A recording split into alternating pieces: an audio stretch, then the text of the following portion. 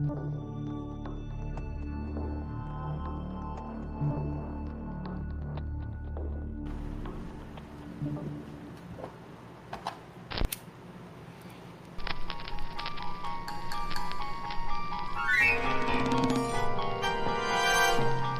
to a world of thrills, a world of drama, of capes and tights, a world where death is a revolving door. Welcome to the Geek Matrix.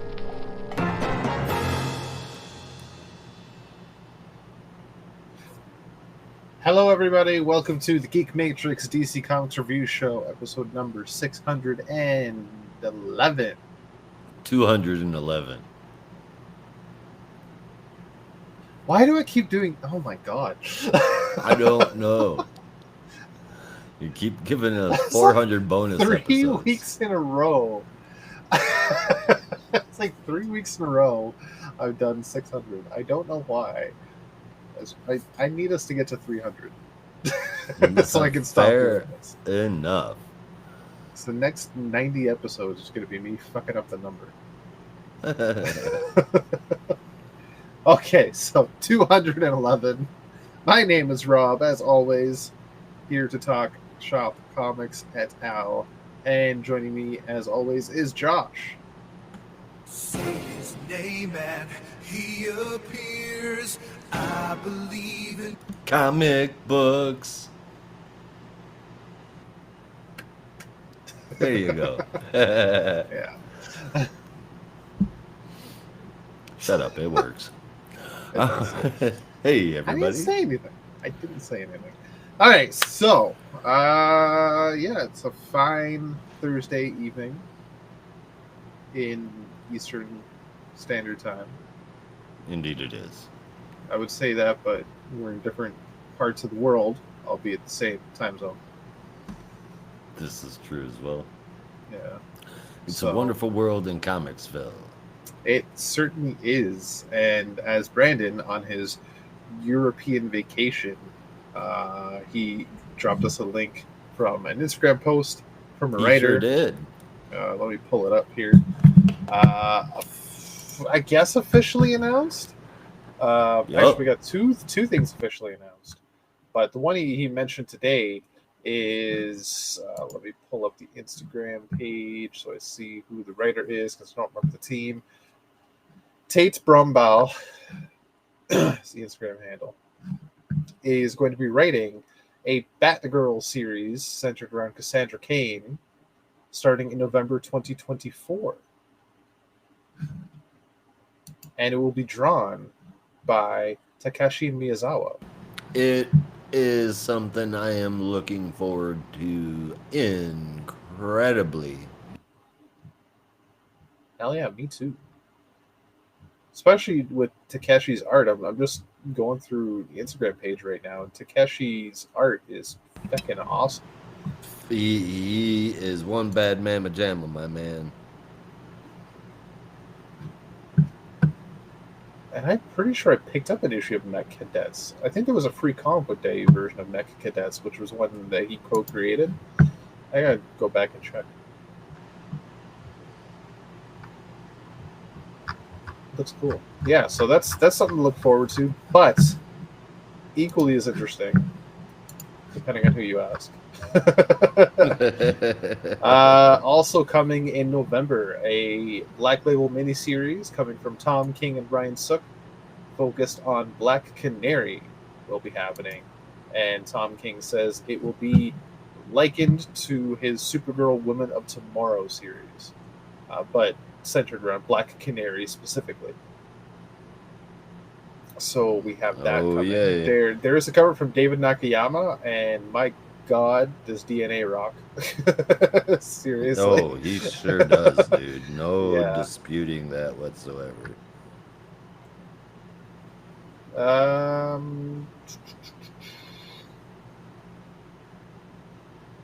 Interesting. You got any more comic news? Yeah, I was just looking at the first paragraph on that article. It's from Bleeding Cool, and apparently they were very mean to AIPT for apparently publishing fake news, which I find very ironic.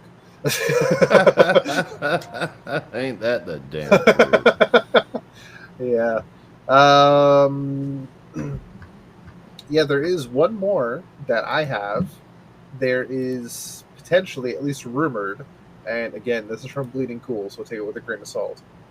Another series from Tom King called Trinity, and it will be focusing on Diana's future daughter, Lizzie. Blah.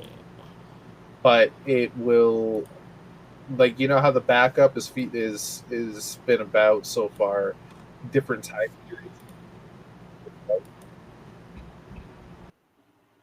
Apparently, the series Yes. will also follow that state, and it's going to be inspired by.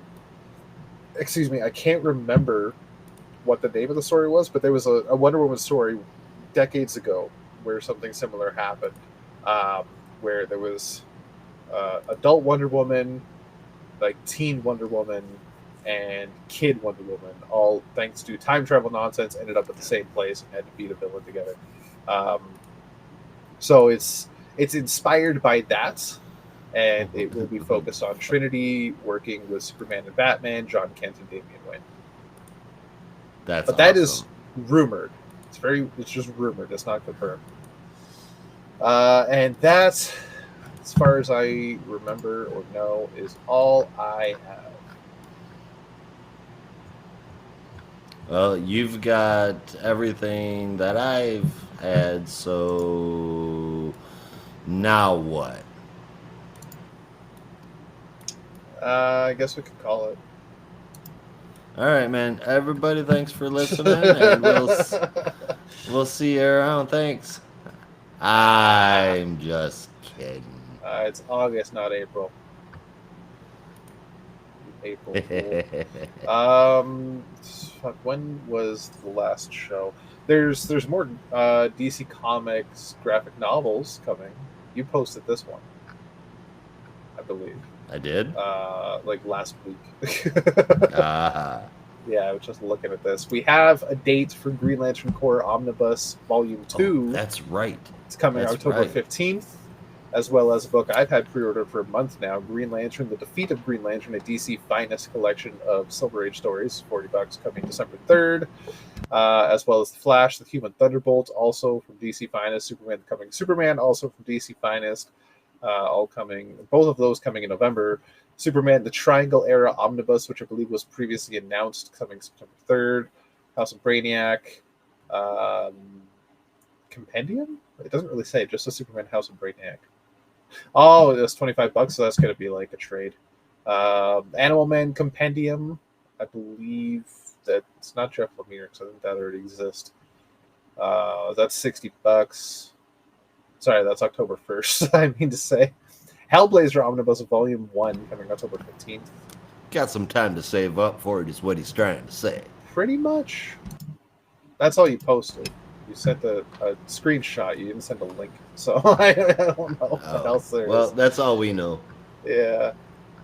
My bad. Oh, you know what? I think I got the screen cap off of Reddit. I could be correct. Yeah, I could be mistaken though. Did our omnibus collectors? Yes. Yeah, I follow that too. It's yeah, possible, so anyway. That's about all I have in terms of news. That's about all you have in terms of news. Since you don't have any news either, should we talk about comics that are not DC? Because there's some pretty good stuff this week. Oh man, alive! Well, when it comes to when it comes to, let me bring up my list here because we know how I am with memory. But there we go. I have read the first issue of Teenage Mutant Ninja Turtles. I am completely caught up on Thundercats and Chitara. I am caught up on Ultimate Black Panther, right on. Ultimate Spider-Man, right on. The new X-Men. Which like X-Men or just X-Men? Okay, so Jed McKay's X-Men. Yeah. Okay. And I am not yet caught up on Space Ghost. Okay. I have to catch up with Thundercats. Space Ghost, I wasn't like overly caught by the first issue, so I don't know that I'm going to continue that, but I might give the second issue a try.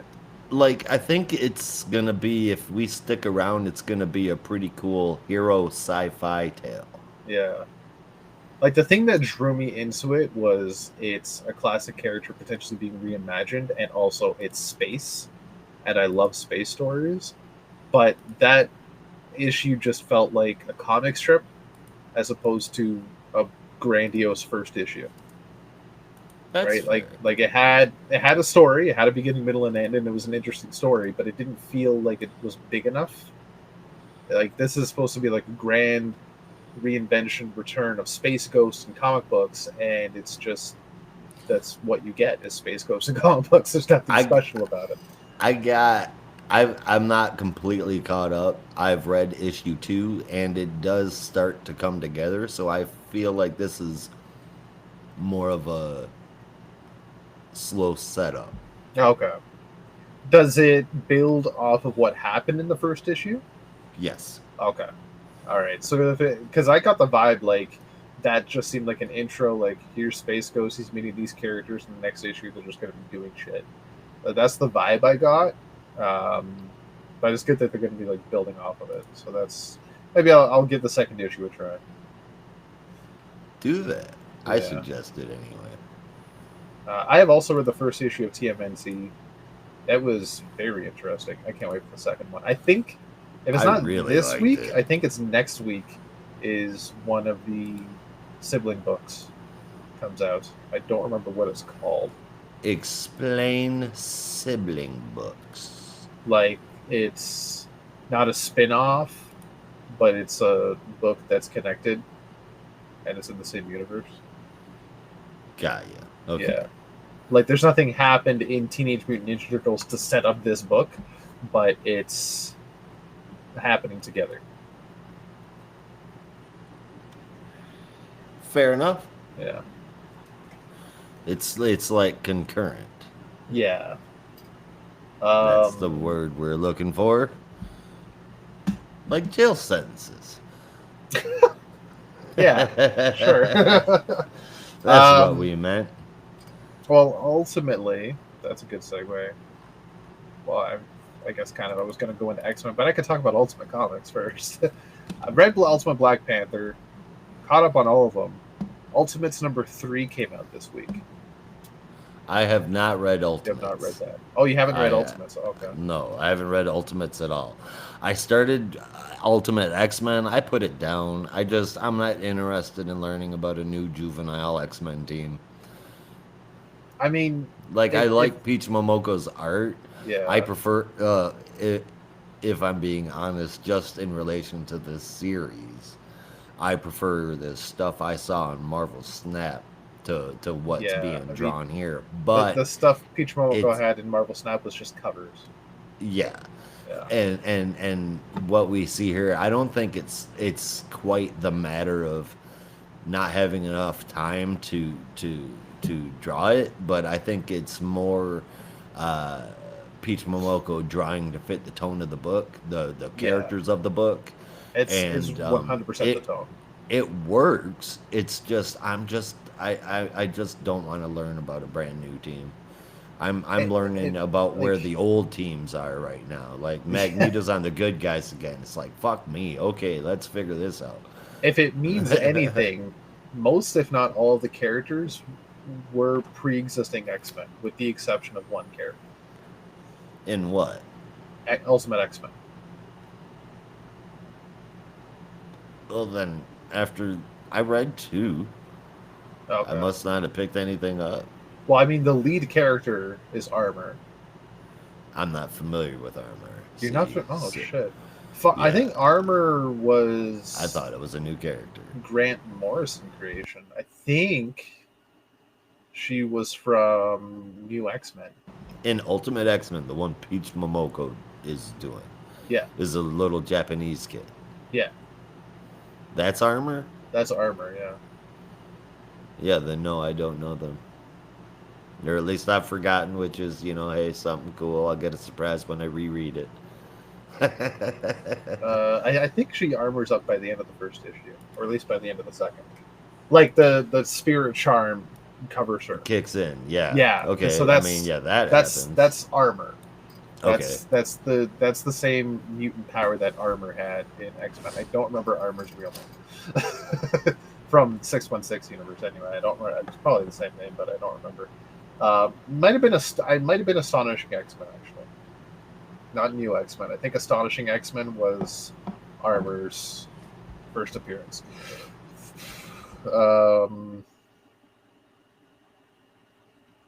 I will bury a lead here. Nico Minoru shows up later on. Nico Minoru from Runaways. Nico. I did not put that together, unless you're talking about after issue 2. I don't remember which issue exactly. I don't remember. It was Nico either issue 2 or 3. It had to be 3. But I think Molly Hayes is there with her, but I don't remember for sure. But yeah, eventually, like, you'll see. I don't know all the characters, but I looked them up, and all of them were pre-existing X-Men, pre-existing mutants that were in comics before. So I get, like, if you don't know them and learning about all these new characters, but that's also what Ultimate is. Even if you know Spider-Man, you're learning about Spider-Man. Because it's a character that's familiar. It's just watching them go through different things, and that's something that I've done, numerous times. Yeah. But like, I don't know. Maybe fair. It's not just that. It's not pulling me in. That's fair. Black Panther and Spider-Man got me stuck in a fucking net. I'll tell you that much. Yeah. Black Panther, I'm enjoying. The art is fantastic. The story's interesting. It's just really slow for me. It does feel a little slow, as far as the story developing, but I do like how much they are defining each person's personality. Yeah, like everybody's personalities, and Storm's in it, so fuck yeah. Exactly. But yeah, yep. Ultimate so far. X-Men is good. It's just, like if I had to rate the 3, it would be in third. Sorry, I cut you off there. What'd you say? Your camera's off, by the way. Oh shit. Ultimates. Then hold on one second. Has been kind of all over the place.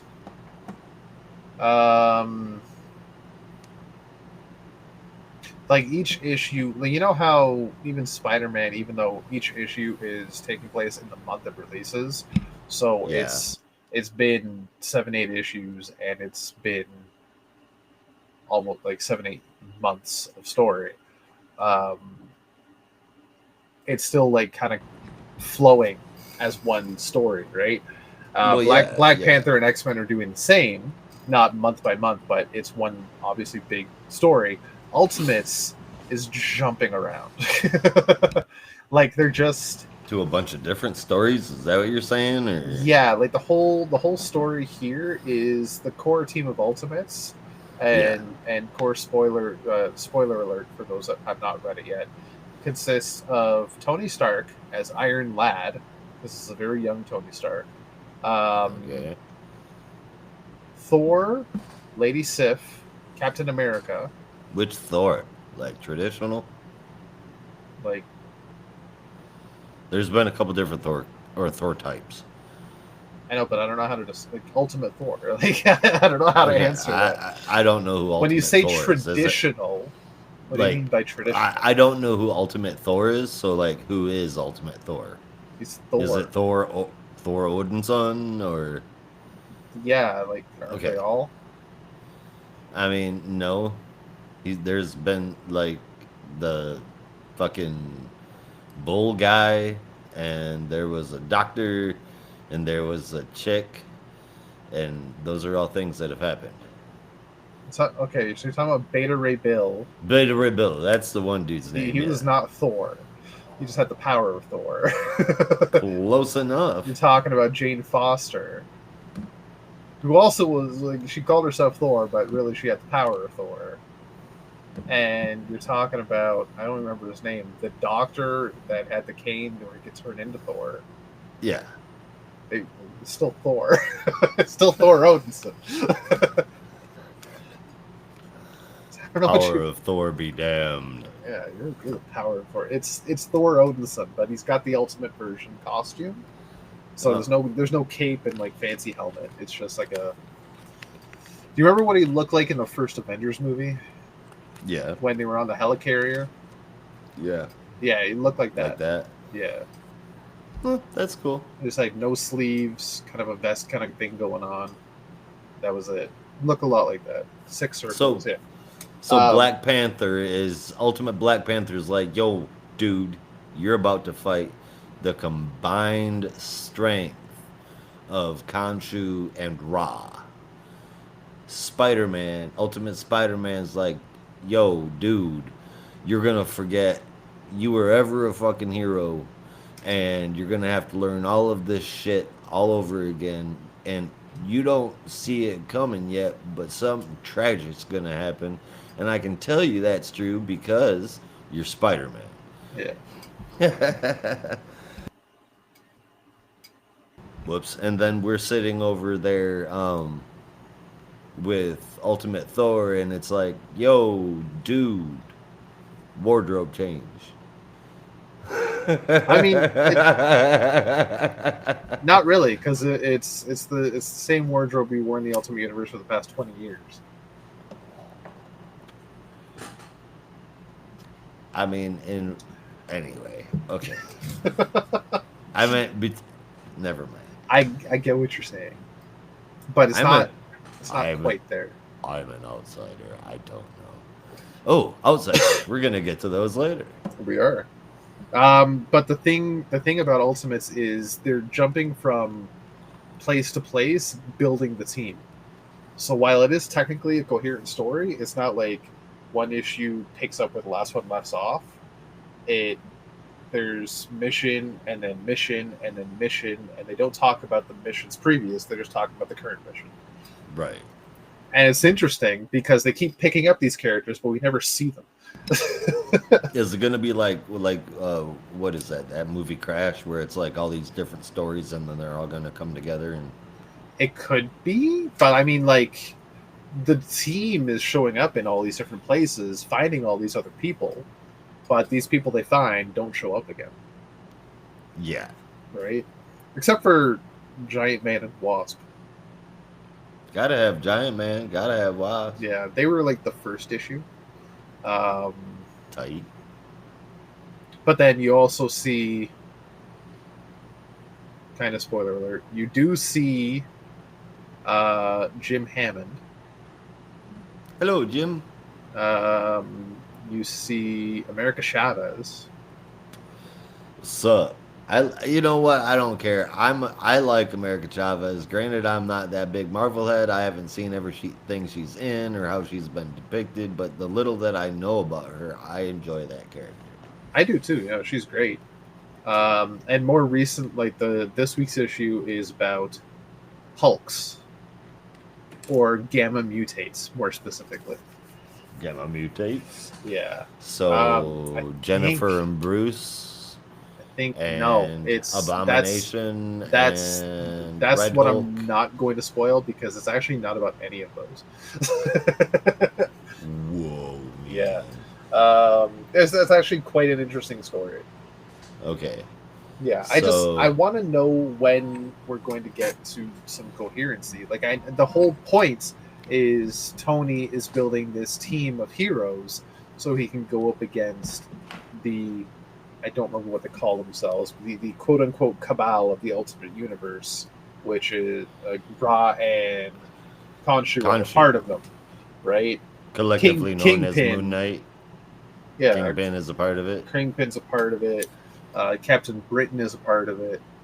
No, Brian, what's wrong with you, man? It's not Brian because he's French. Captain Britain is French? Yes. Kind of bugs me. Yeah, I don't. I know. Here's the thing: they're doing it wrong. If you've looked at any of the maps in like the beginnings of the early issues, you'll see the country, the world is divided differently. So instead of 6 continents and different countries they're in, it's 6 territories, and they're all divided between different like leaders in this dark cabal, and Europe as a whole is controlled by Captain Britain. This French guy took the sword from the previous Captain Britain. I think if I remember right, I think he killed Brian Braddock and took the sword and became Captain Britain. And moved the kingdom of Captain Britain to all of Europe, and now basically runs Europe as a superpower. That doesn't seem very nice. No.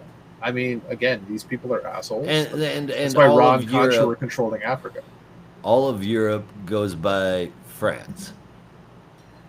Or just goes by Europe. And the dude happens to be French. They all have like different names. Like names, yeah. Fun. Yeah. It's an interesting dynamic. It really is. The thing I'm most I think I'm liking Ultimate Spider-Man the most, but the one I'm most curious about is Ultimate X-Men, because I'm curious how it fits into the overall story. You can see how all the other books are connected, but Ultimate X-Men so far is seemingly mostly its own thing. I mean, surely we'll find out sooner or later. I do hope so. It's still in my read list. Hey, you don't have to read it. You don't have to read it. I'm just that's all I'm saying. I get the art. If you're not, I'll say it like this: if you're not necessarily a longtime manga reader or a manga fan, you might not enjoy that art style too much because it is very manga style.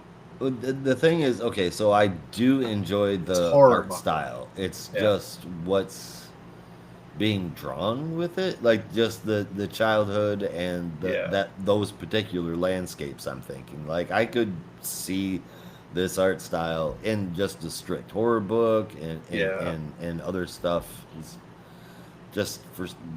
just not fitting here for me. Yeah, like it's. I feel like Peach Momoko was very much channeling horror manga when she was drawing this, because it has that look. Well, yeah, it's the manga thing that might throw me too. Well, I can appreciate some of those art styles that are employed in manga, which, isn't varied. Yeah. It's definitely not my favorite.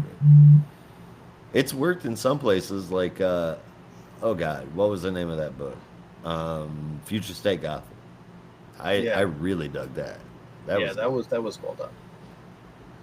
But that was so, like, even with manga, mangakas can have different styles, but like with the tone they draw in, not just their own art style, their individual art style, but the mangakas can have different tones depending on the theme of the book. Like a shonen, an action adventure book, will be heavier lines. It'll be more clear images so you can see the action happening. Horror will be a little more faint, a little more faded, maybe a little foggy at times, because they want to add to the allure of, do you really know what's going on? Sports manga will be drawn with a lot of blurry shapes because they want it to be fast. That kind of deal. So that's what's going on here. That's the difference you'll see between Future State Gotham and Ultimate X-Men, is shonen versus horror, right? Yeah, so that's ultimately what it's going to be. So it could just be the horror manga might be, God, I said the horror manga might be just a little bit off kilter for you. Have you ever read The Curse of Amigara Fault? No. By Junji Ito? It is most people's, I don't know about most people's, but a lot of people's intro into horror manga. It was my intro into horror manga, and I fucking love it. I will send it to you, and let me know what you think. doesn't have as faint of lines as Peach Momoko, but it is very much a creepy ass story. Okay, fair enough. See if that maybe like changes your perception on the style a little bit. We'll see. Yeah. But yeah, X-Men, like normal X-Men, that's going strong. So far, we have X-Men, Uncanny X-Men, NYX, X Factor, and I think one of the solo series has started, but I don't remember which one. And I haven't read it either way. I think I'm just going to be sticking to the core books. I've read Uncanny and I've read X-Men. I'm caught up on those. I've started X Factor. I need to read NYX. I think that's going to be the 4 I will read. At least I'm going to try NYX. I'm going to see how it goes. X-Men, Jed McKay's X-Men has been fucking stellar. 2 issues so far. It's been a hell of a ride. It's been really good. Gail Simone's X-Men or Uncanny X-Men was also really fucking good. You haven't read that yet, right? I have not. Oh, okay. I will not spoil it for you. I'm trying to figure out why, though. It came out last week. I almost missed it as well. I read it like earlier this week.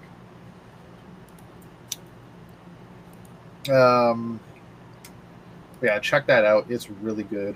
It's a very small team to start, but it's a very, I want to say small story, but it's a really story in 2 parts. X Factor, though, I've just read like maybe 7 or 8 pages so far, and it looks really interesting. So that's good.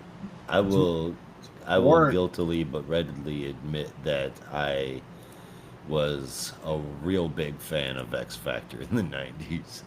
I don't know about X Factor in the 90s, but I don't think that's a bad thing. I was a big fan of X Factor in the 2000s.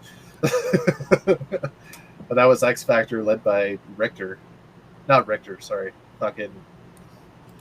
Oh my god, what's his name? Richter was on the team, but Jamie Madrox. Maddox? Yeah. Havoc? No, he wasn't on the team. Isn't Havoc Jamie Maddox? No. Then it's his brother, right? Havoc is Scott's brother.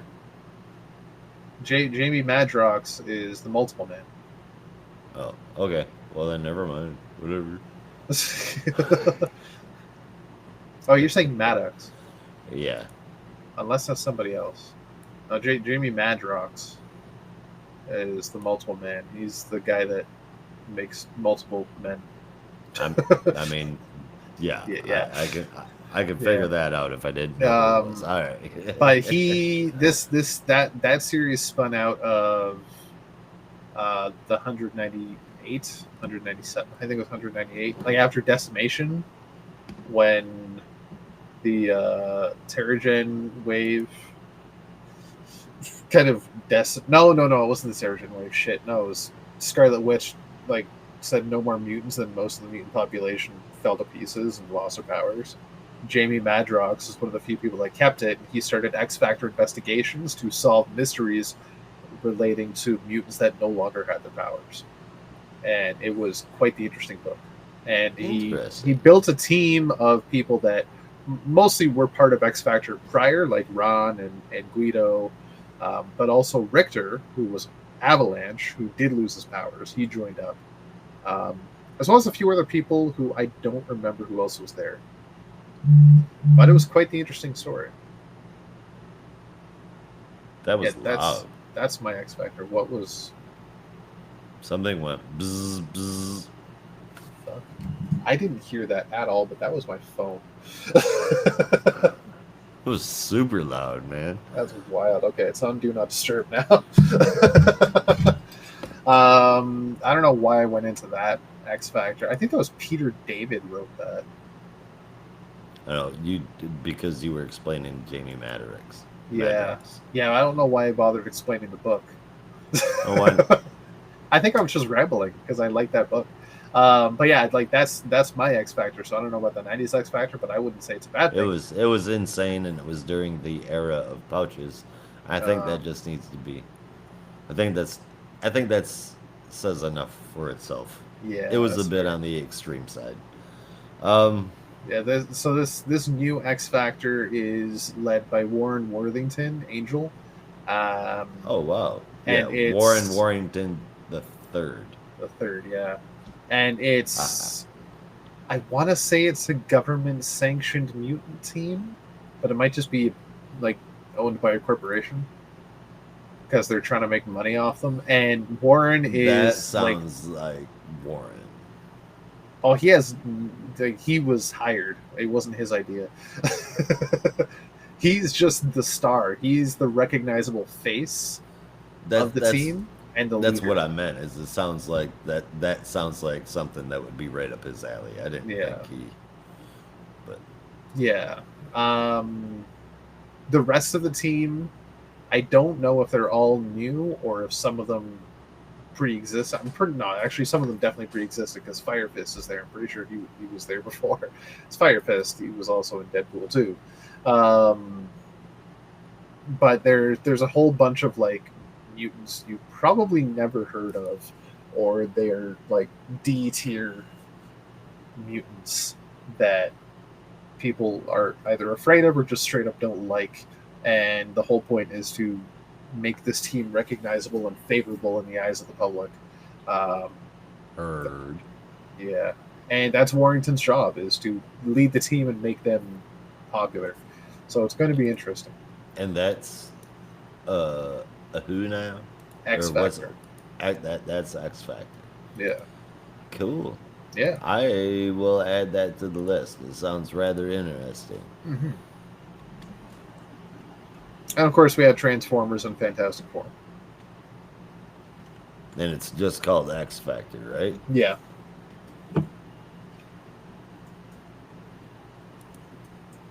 Yeah, I feel like all these X It books started this year. started this week. Started this week.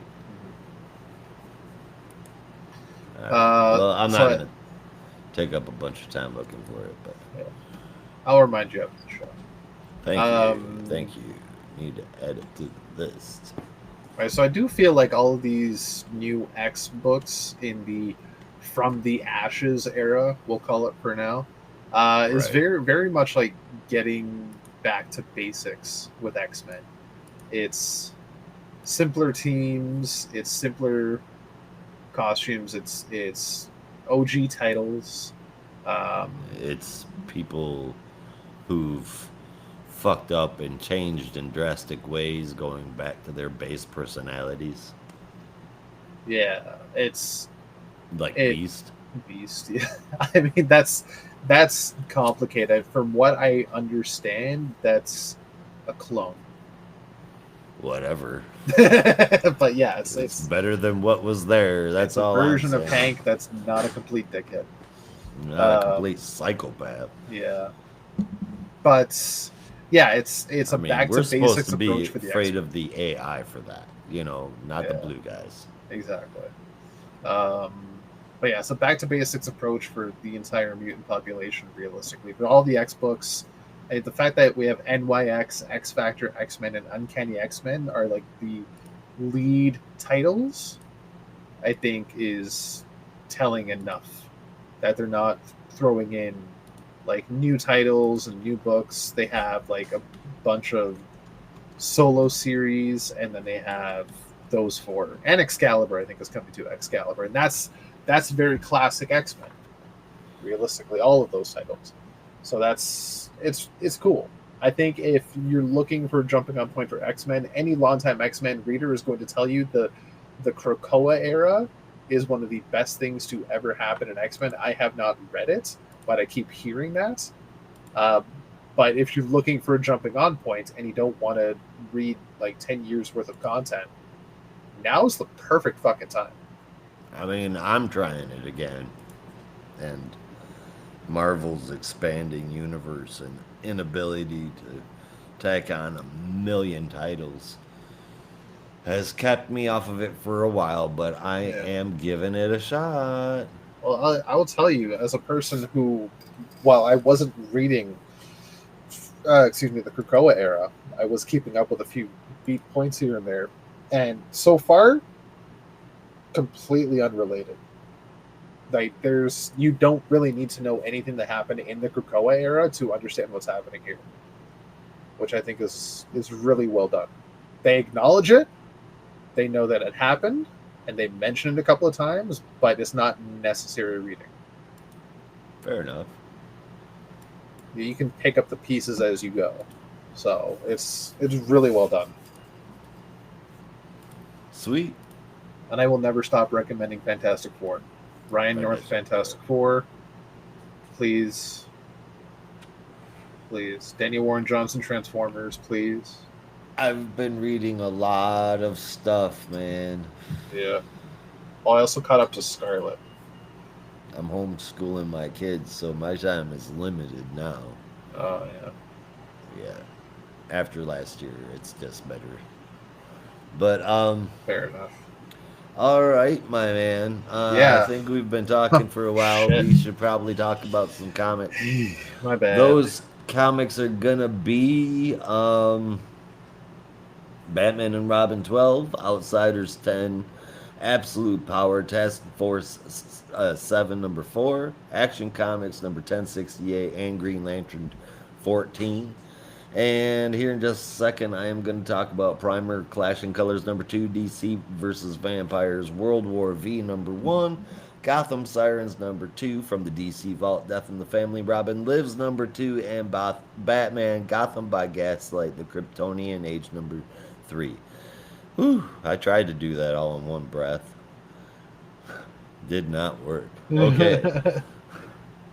Well, I'm gonna mark down the time for a commercial for our lovely Spotify listeners, and if you are so inclined, I am ready to continue. Or do you need a break for a second? No, I'm good whenever. Shall we get going then? All right, then I guess we shall. First up, Primer Changing Colors number 2 of 3. It's a series written for the 8 and up crowd. It's done really well. My 8-year-old likes it. He's been reading it as part of his homeschooling. Good story, good art, and a good variety of characters. We see Deathstroke and Ravager showing up, so that's pretty cool. I give it an 8 out of 10. DC versus Vampires World War V number 1. It's humans versus Queen Bab's vampires versus Damien's vampires. And let's just say it has a rather explosive ending that I did not see coming. It's an easy 7.75. Gotham City Sirens number 2. It's alright.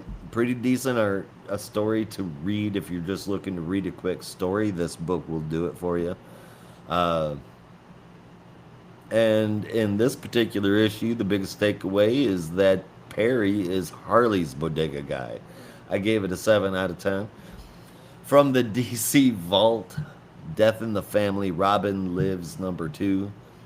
Jason's in therapy but can't really talk about what actually happened, saying it was thugs that beat him and not the Joker, who happened to break out of Arkham. And Batman's been pretty much pushed to the limit. Also, it's worth mentioning to a couple of my friends, one in particular here, Disco Wing. I give it an 8 out of 10. And then Batman Gotham by Gaslight, the Kryptonian Age, number 3. This issue, I feel like it amped up the woe. I continue here to sing its high praises. I think it is really good. It's a great story. The issue definitely did its job. I would highly recommend this run. 8.25 out of 10. And those are all the honorables worth mentioning. Hell yeah. I have not read any of them yet. I forgot to start that up. I'm going to show some of the covers here. Primer, Clashing Colors, number 2. Obviously, well, you can read the titles that are on there, but these are all really good covers that I wanted to show. That one's my favorite. And that should tell you everything you need to know about the Gotham by Gaslight book. Yeah. It is a banger. Have you started reading it yet? Not yet, no. Oh man, it's issue 3, dude. Yeah. You're gonna like this. I think you'll like this. Do you need to have read the original Gotham by Gaslight? Because I did, Not, like, years ago. I just don't remember a damn thing about it. not really, no. Okay. This is no. As a matter of fact, this is like completely. You'll be 100% fine. Fair enough. All right, I'll give it a shot. Good Great. deal, man. So With that, let's do it. Batman and Robin, numero 12. Bane. Well, that's not a Bane. I thought his fist was like the gap in the question. That's an exclamation mark.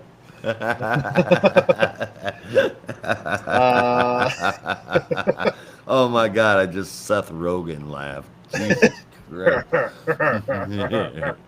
meant the that. Yeah. All right, so this is To the Death, written by Joshua Williamson with art and colors from Juan Ferreira and letters from Steve Wands, with the cover you see before you from Simone DeMeo. Gorgeous. Very. But the only thing that's more gorgeous is the interior art from Juan Ferreira, because you get a few different styles here. You get different time periods, flashbacks to various points in Damian's history. You get before the City of Bane, you get R.I.P., you get Batman and Son. I believe there Rebirth. Was one. Rebirth, that's it, thank you. When he creates his own Teen Titans team and becomes the leader. These flashbacks are all moments Damian spent with Alfred. Alfred being a father figure to a sort to Damian, and they're all in black, white, and red, and fucking gorgeous. Yeah, you know that gimmick just blooped all over everything after the very first time that it was done. But man, this just, I think, better than any other one that I have seen, looks just fucking perfect. Yeah, like for a flashback, it's great. I don't know if I could read an entire book with just that. Have you not read any of the Black, White, and Red White, and Red books? But I like, depends on the story. Like, I don't like all the stories with them. And I'm talking about just these moments with Alfred and Damian. I don't know if I could read a whole book of just that with these colors, like just these colors. But as it is right now, it's like single page flashbacks. Fucking fantastic. Excuse me. But the story as it goes is Damian has discovered Bane is on the island, and he's going headfirst into a tussle with Bane, sword drawn at the ready. Batman has been found by Vengeance, not just any Vengeance, Bane's daughter, Vengeance, who is almost beating the living shit out of him, but he's able to talk her down so they can actually just discuss things. And the whole reason they're there is because Cobra came to Bane with an opportunity to create a new type of venom using compounds they could find on Dinosaur Island, which is where they are. And this new venom formula will not be temporary, it will be permanent. Yep. One-time application only. That's it. Get it while it's hot. Supplies are limited. Exactly. You need a fucking sign that you can flip in here. However, Cobra is not in the good graces with Bane. A lot of their tactics are kind of looked down upon by Bane and pissing him off, so he's decided to kind of strike their deal and take them out while he can, but it hasn't stopped them trying to make the formula. But while he was attacking a Cobra truck, Damian finds him, attacks him with a dinosaur, then attacks him with a sword. They have a great big fight. Damian takes a couple of fists right to the chest and somehow just walks it off. That's how pissed off he is. And they fight I am straight the son into of Batman. a jungle. Hear me roar. Exactly. He gained his father's immortality. Right. I am Robin God. Exactly. So that fight heads out into a jungle where they tussle a bit more. Uh, Meanwhile, Batman and Vengeance are still discussing things, and Vengeance is about ready to strike at Batman while his back is turned. But then Maya shows up, electrocutes Vengeance, and they run after Robin, leaving her unconscious behind. Robin and Bane are still fighting, and just as Damian has the upper hand on Bane, gets Bane down to his knees, Damian is ready to execute the killing blow with the sword by chopping Bane's head off. And Bane, kind of somberly, um, says, "This is how it was always meant to be for me. My story was written by this. Um, Live by the sword, die by the sword, bitches." Yeah. Give me peace and let me die." But then Damian remembers through all these flashbacks and these memories and Bane's words there at the end, what Alfred had taught him over the years and how he is not this person anymore. So he gives Bane mercy. Mercy he did not grant Pennyworth, as Damian says. And he decides to walk away and let him live, but not without a few choice words. Right before he's about to leave, he decides he's going to lock Bane up and bring him to justice. But Batman had seen all this and is proud of him, but that is when Vengeance appears behind them and shoots Damian with a dart, and this dart contained Venom Serum. Potentially the permanent Venom Serum. We don't know. We just know it had a Venom Serum in it. That's where the issue ends. The next issue is Vengeance of Damian. My one question is, why the fuck did Vengeance shoot Damian with a Venom dart? What was the purpose of that? Poetic as Bane and Vengeance are, as characters, I would say that it was done to turn Robin, his son, into the same thing as his greatest adversary. But it also gave Damian the ability to fight Bane toe to toe. Now he wants to just. To my knowledge, going to break Bane. That's what here's the thing. To my knowledge, that super Venom, it was a one dose only. Yeah. Okay. It was a better Venom than has ever been created, and it gave you uncontrollable rage. Yes. So, to my knowledge, that's the only Venom that was on the island. That's what Damian got shot up. Yeah, I mean that could be red herring. That could just be I don't think it was ever explicitly said that's the only Venom that's here. I assume Bane and Vengeance have Venom on their system already. They have their whole setup where Venom is coursing through them. So I imagine Bane would have some backup at some point. We could definitely assume that the experimental Venom is the only Venom that's there, but it's not necessarily implied. It's not realistically said that that's the only Venom that's there. But the fact that it is in dark form tells me that it might be the one dose Venom. But it is, as you stated, giving him uncontrollable rage right away. Yeah. His first words are, "I'm not going to kill you, I'm going to break you." I'm stoked to see that. But yeah, so that I just there's, when I say what's the purpose, it's not that it didn't make 100% no sense.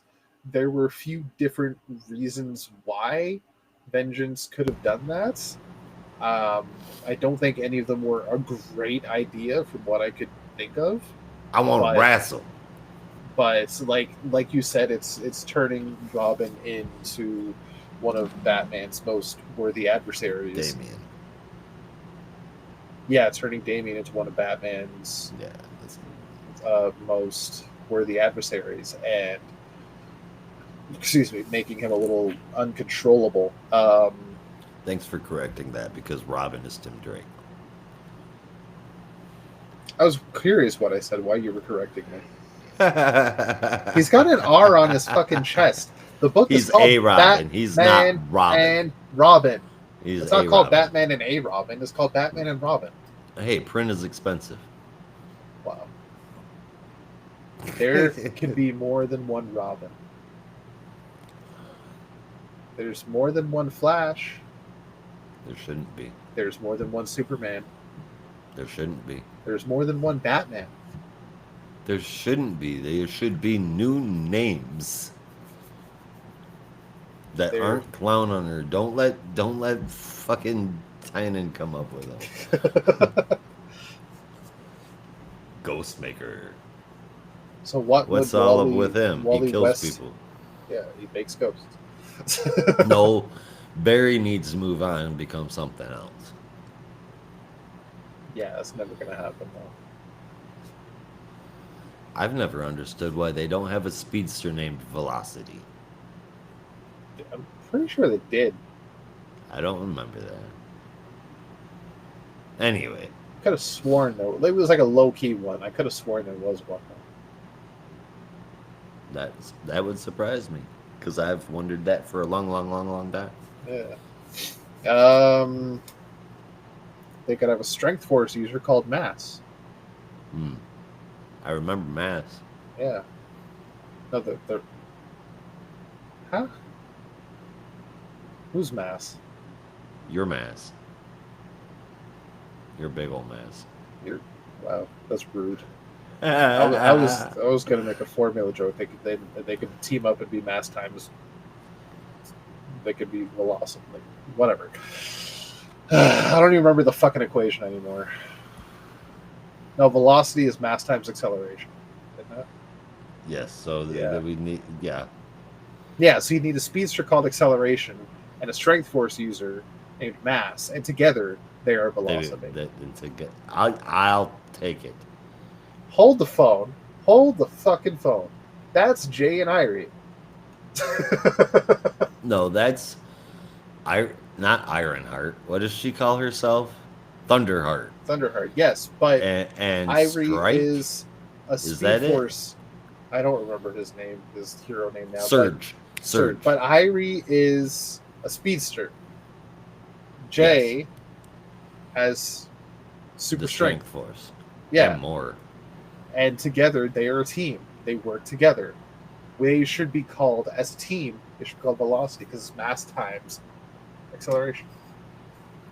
I agree, and you need to get that into DC.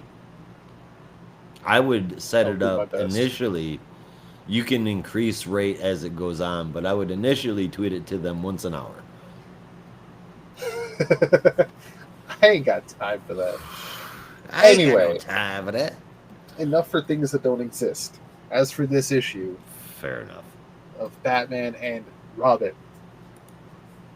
Hey, Robin. The Robin. The Robin. The Robin. The Robin. The Robin. Rob, I swear, like once a month we need talk to have the face. This argument. Tim should move on. No, you shush.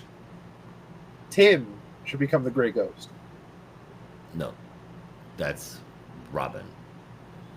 I'm not talking to you anymore. You can talk to the face. Okay. Hi, Josh. Hello. Wow. Well, that was weird. Okay, so the art, really good. The story, quite interesting. Last issue was selling me on this arc as well, and this issue was doing the same. The story is very well done so far.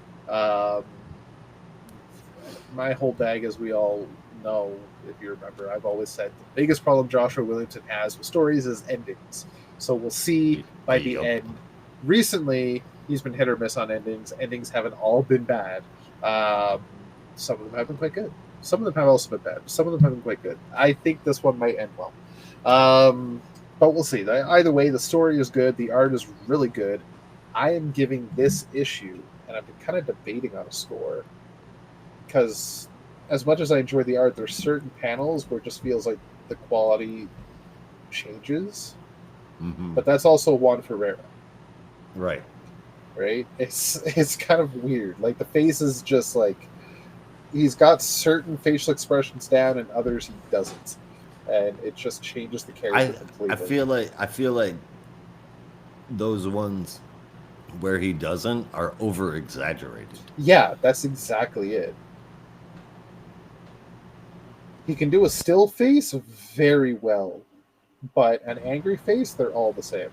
Arrgh. Yeah, it's that wide I look teeth, like a caveman like that. anger face. Like, they all do that. There's no just, like, you can tell anger and it's subtle. This is like, okay, yeah, you're growling at me, and they all fucking do that. I don't know why. It's interesting, but yeah, so I think I will give it an 8.25. 8.25. Okay, I believe you. Okay, look. First, just before City of Bane, Rebirth, R.I.P., Batman and Son, all excellent moments to pull panels from for flashbacks for Damian. And some, if not all, I think, I could be completely wrong here, but I think they were actual copies of panels, or at least very heavily inspired by panels that happened during that time. Could have been. This issue was good. It took place. It took it to a place where Damian has shown who he has finally become, Batman Jr. The opportunity to kill, get vengeance in the palm of your hand, and choose mercy instead. Which, I mean, cool and all, but I mean, he's been recently depicted as being nearly as good a detective as his father, just as skilled as fighting as his father. He conquers the same moral dilemmas as his father, the ability to choose right at the last second as his father. Alfred is the most important person in his life, like his father. He's been turned into a mini Bruce, and I kind of wanted more than that for him. But as far as this issue goes, this is not the more that I wanted. I was into reading this entire thing, drawn in by the new art in last month's issue as well. Then we get the Damian moving from being Batman Jr. to Bane Bin.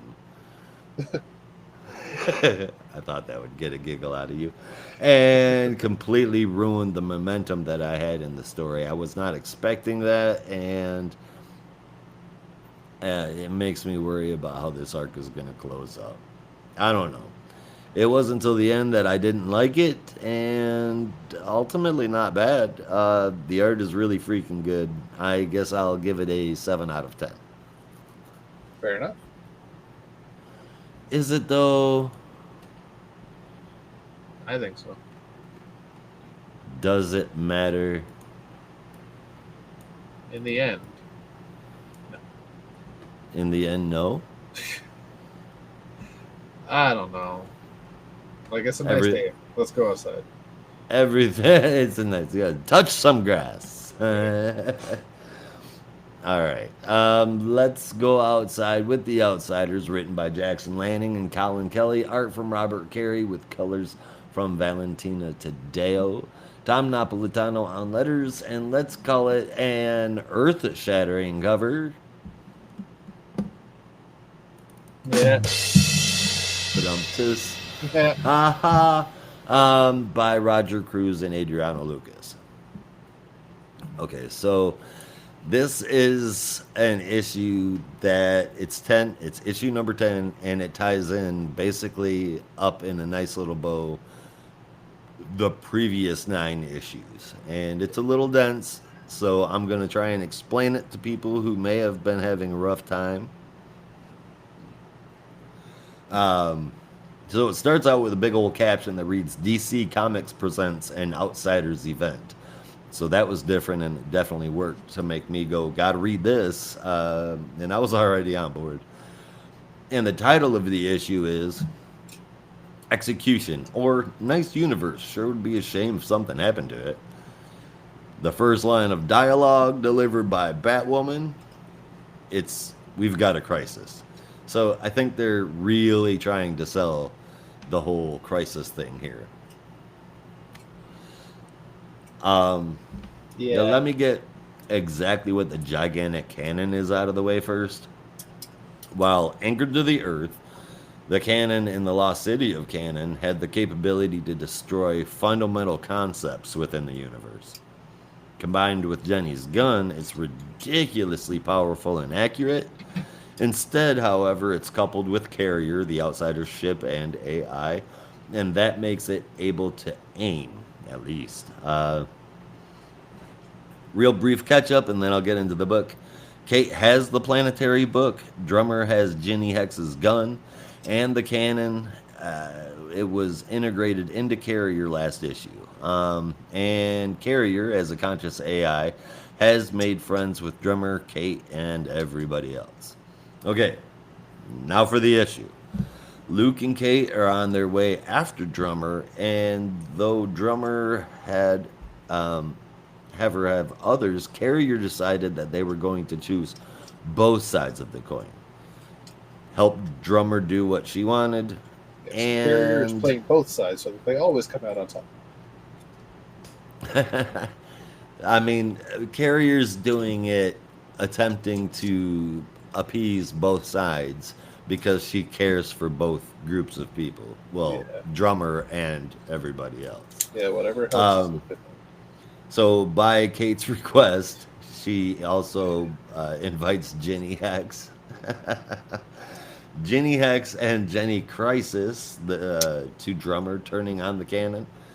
See, Drummer wants to fire the cannon. It's going to return her and Carrier to their universe at the cost of destroying literally everything else in the Omniverse. The only thing that she was missing was an incredibly powerful bullet. A bullet that was already destined to end the world. So remember that baby? Its name was The End.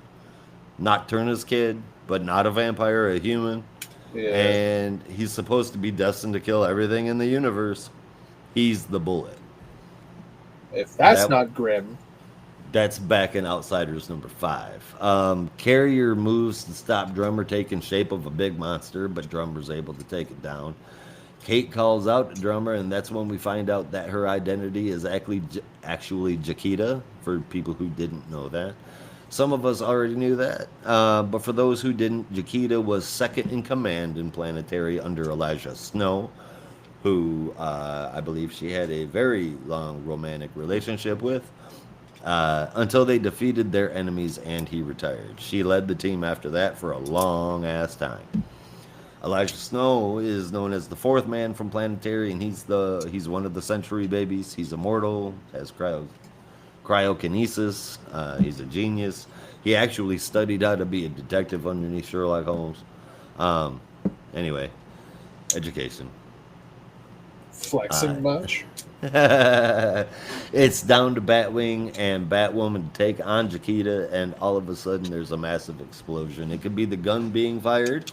It could be something else, but it's definitely huge, and it prompts Carrier to say she realizes she couldn't play both sides after all, and trying to remind Kate that it's never too late to be a hero. It's never too late to fix things. As she seemingly disappears. It's not too late. So, whoa, and holy shit. I can only imagine what Brandon would be saying right now, and any other fans of Planetary. This has been a hell of a slow build, it feels like. The big negative I'd say overall is how hard it might be for people to pick up on what's happening in here without either having done research or being familiar with Planetary. I think this was done excellently. Other than that, it's really, really good. It's explosive in all of the right ways. And again, I feel like this story is absolutely epic in the best possible way. I love this. I loved this issue in particular. I gave it a 9 out of 10. I was doing my best to follow. I think I did a good job. It's Optimus Prime. Optimus Prime. Yeah. Autobots, roll out. Transform and roll out. Yeah. I don't know why I said that. But yeah, no, this issue was brought to you by the letter P for Paka and the number 4 for the fork. I don't know. What do you think about Outsiders? It's hard. Like I'm struggling to find words to describe things, which is how I've been feeling the entire run. I don't dislike it. I like it a lot. I just don't know what the fuck is going on. Because I don't know much about Planetary.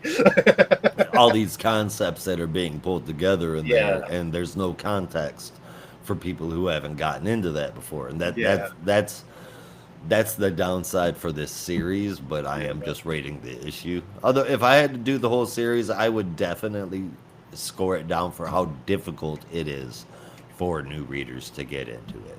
Pick it up. Like I'm following the story of the Outsiders pretty well, I think. Yeah. It's just there's so much going on that is clearly related to Planetary that if you never read Planetary, you're going to feel lost. Which I do. Which I think kind of sucks. But I hope a little bit of what I explained. So basically, what's going on is what you explained was the stuff that happened in the series. Basically, what's going on is Chiquita, who is drummer, and Carrier, the AI, are from a universe that Planetary actually existed. Yeah. Okay. No, that I get. In this universe, it did not. Okay. Yeah. She lost everyone, including Elijah Snow, who meant more to her than anything else in the world. Yeah. Okay. So Drummer was going to fire that cannon with that baby bullet, and its purpose was to send them back to their universe, and the only cost of it was destroying everything else in the Omniverse. Yeah. And that's what the Outsiders are trying to stop. Okay. So she's trying to get back to her buddies. She's trying to destroy the Omniverse so she can return to her world. Right. Because that'll be the only thing that's left. And she knows this. Why? Science. Okay. It's dude, like, you laugh or whatever, but if you knew anything about baby bullet science, you would know that this is just like 101 shit. Yeah. I'll take your word for it.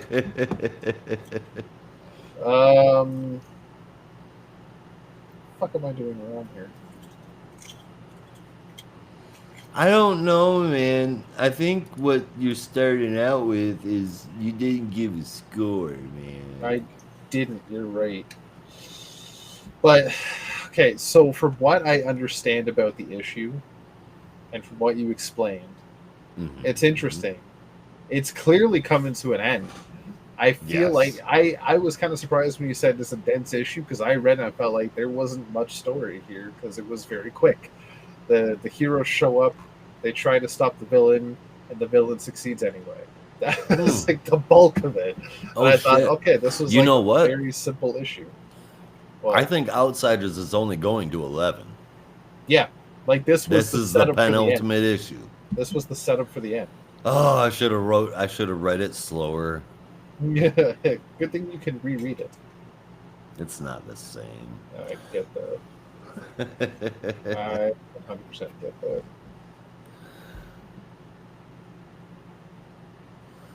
All It's like, I wish I had that absolute power to travel back into time and reread it all over again, but alas, I do not. Yeah. I see what you're doing there, but I haven't given my score yet, so patience. Patience? I have no patience for non-patience. I know. So let me at least give the score. It's another one I think is really hard to score for me because I'm trying to piece it all together. But like Optimus Prime? No, this is Starscream, man. Like Starscream? Yeah. But from what I read, I can give it 8.5.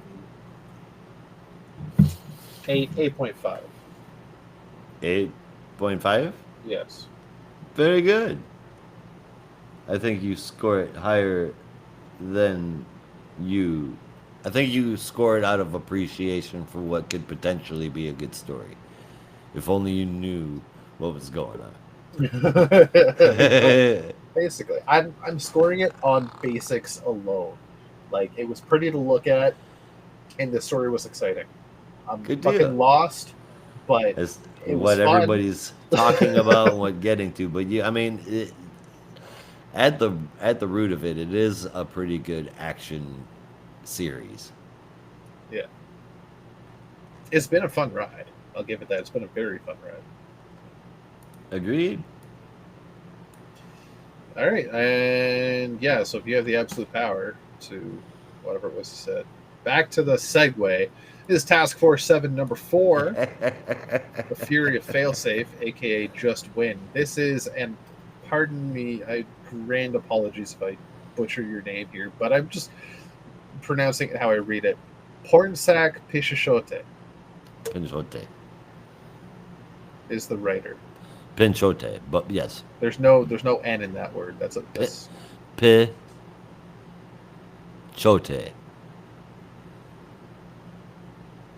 Brandon told us how to say it before. Pichote? That, like no N. I never said that. No, yeah. I said Picheshote. You said Pincheshote.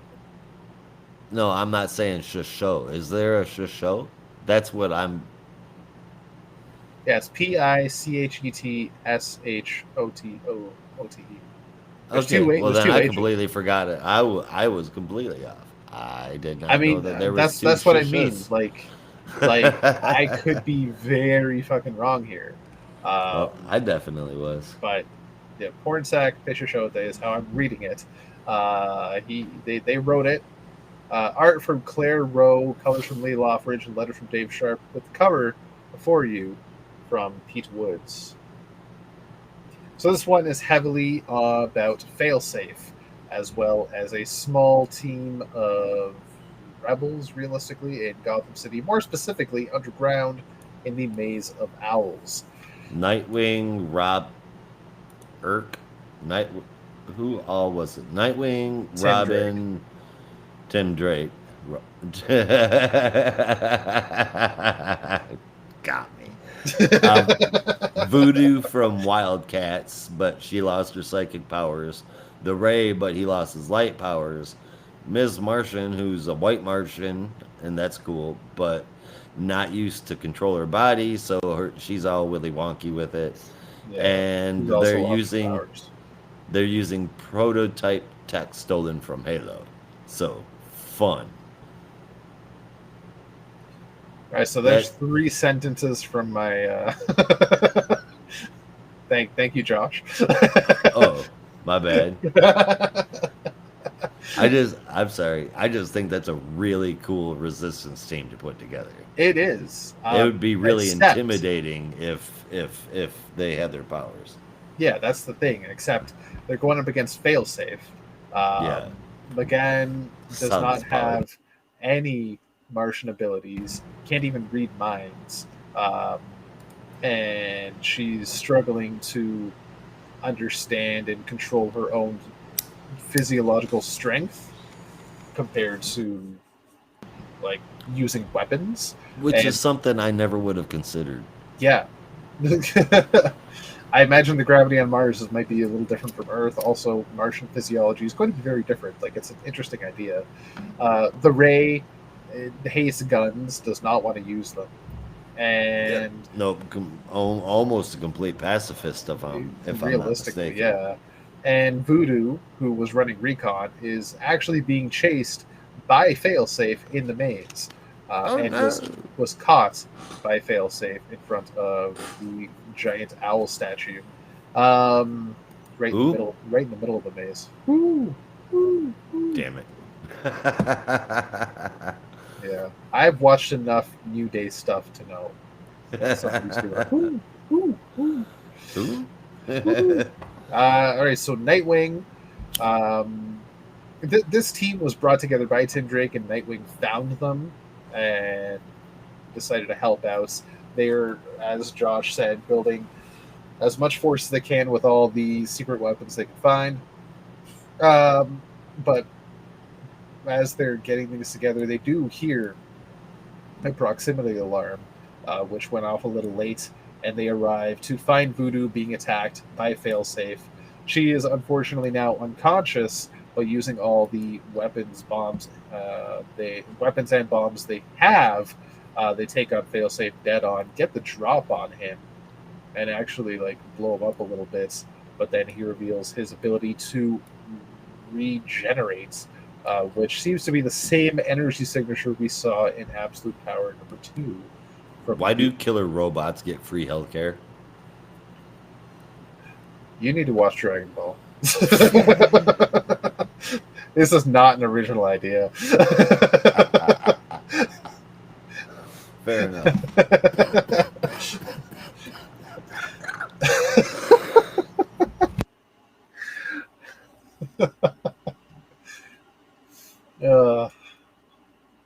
That caught you off guard, didn't it? Yeah, a little bit.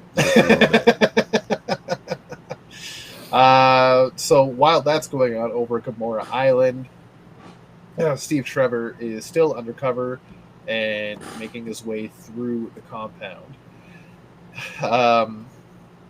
He was called over to help stop a potential breakout or riot, but it was just some asshole guard wanting to cut up the elongated man.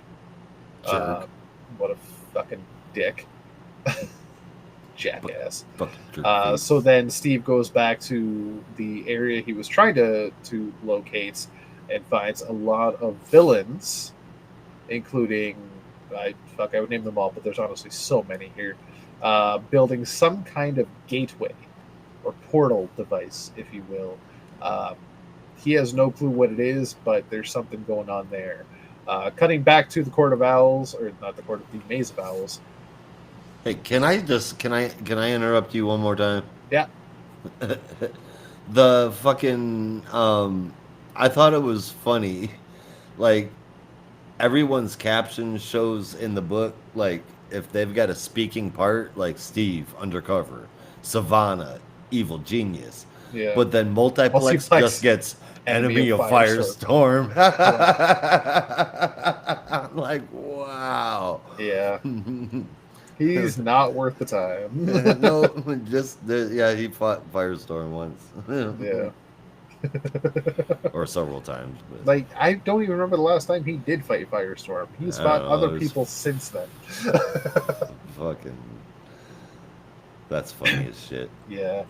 All right, so back at the Maze of Owls, Failsafe is, of course, getting the upper hand. Even so much as breaking McGann's arm, which enrages Nightwing. And while Failsafe deflects one of Nightwing's Eskrima sticks, shattering the light above them, they are now shrouded in darkness, lit only by the electricity off of Dick's Eskrima sticks. Failsafe is still getting the upper hand, but then McGann kind of football tackles him to the ground and tells Nightwing to take the others and go. And because of Robin's bag of experimental Semtex and dynamite, the ground below them blows up. The statue falls on them, shatters to pieces, and a hole opens up in the ground, which allows our heroes to escape in a river underground. beneath the Maze of Owls. So they escape. Failsafe gets McGann and takes her back to Gamora Island. And Nightwing vows that if McGann is not okay, God help me, and I quote, I'll storm Waller's prison myself and feel sorry for anyone trying to stop me from tearing that damn robot apart limb from limb. Which, here you go. A race to death with velocity is next. So there you go. There's your speedster called Velocity. It's the fucking Amazo speedster. There's Velocity. Wow. Well, isn't that a son of a bitch? Yep. Ask and ye shall receive, the comic gods say. So that last line from Dick sounds badass on the surface, but then you look a little closer, and throughout the issue, Failsafe is going on about how Nightwing cares too much, and that's his weakness. He cares about the people here, and if you exploit that weakness, you will get the upper hand. He's too nice. And then here he says, I will feel sorry for anyone trying to stop me. Why are you going to feel sorry for it? Like it's exactly what Failsafe is talking about. You're doing the damage. I understand feeling bad about it, but sorry. God damn. That's exactly why he's winning. I get it though. It's just, it's kind of time to fuck him up. To fuck him up. Yeah. By the way, sorry. Sorry. So the art was quite good.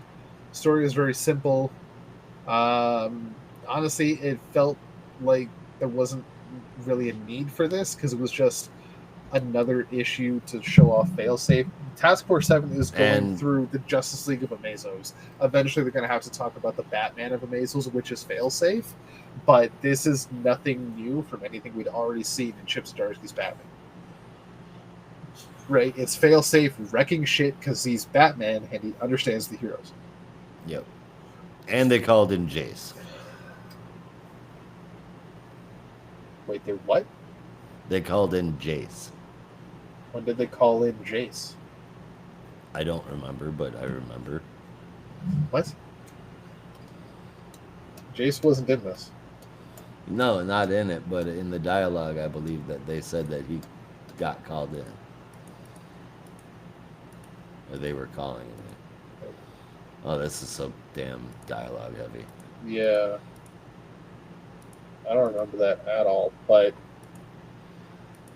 I guess they could. But the point, either way, he didn't show up in this issue. Yeah, either way. Either way, yeah. So it was an interesting issue. It just doesn't feel like there was really a need for it as a tie-in issue. Like the other purpose is they're tying into the overall story and they're tying into the side books and they're exploring the enemies that the heroes have to face. But we've already seen this enemy. We already get this enemy, and there was nothing new about this character here that we didn't already see in Chip Zdarsky's Batman, where he was introduced. He shows up, wrecks shit, refuses to elaborate further, dips. That's Failsafe. So it's an enjoyable story for the heroes, and you get to see some characters you haven't seen in a long time, like the Ray and Miss Martian. So I'll give it that. And the art is quite nice. So I will give it a 7. I'll be nice about it. I'll give it the benefit of the doubt. That's hilarious. Yeah. Because I will I'll be tell nice you, like Nightwing. I will read my notes straight off the paper. First, I want to say, doesn't it look like Amanda Waller is building a Stargate? Yeah, it really does. It's weird how Failsafe has none of Batman's compassion, but does have his admirations, like how he compliments Miss Martian and how she did fighting him. Yeah. That was odd. Now Nightwing is mad. That's what I got from the last page, but I think it's supposed to be a depiction of him being pushed to his limit, and I didn't get that feeling. The art looks great. The story's all right. I'll admit the idea of what they're doing here is pretty cool. There's just something about the way that it's being delivered that feels a little thin or flimsy. I'm not I'm not really feeling it, but I'm not really feeling great, excuse me, but I am trying to be in a good mood. So I'll give it a 7 because it looked good and had plenty of action. Hell yeah. I see what you did there. And since he already set it up, let's go into our next book. Let's go ahead and do that then, shall we? Yeah. ActionComics. That's what they call me. And action.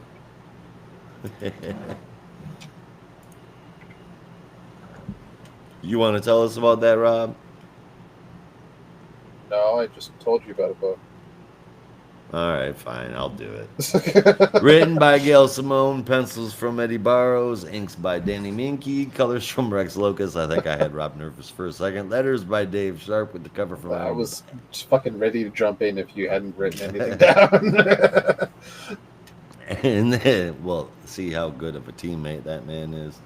Ready with a cover from Eddie Barrows, Danny Miki, and Tomu More for the colors on that one. Keep going, I'll be right back. Okay. Picking up from last issue, aliens are attacking Metropolis. They're dangling a giant U.S. warship over Metropolis. And Superman has to choose between saving Metropolis or the lives of Jimmy and Lois. He quickly sciences it and is able to set the ship down on the bay, flipping it up slow enough but steady enough using science is the easiest way to put that, to set it down in the bay safely.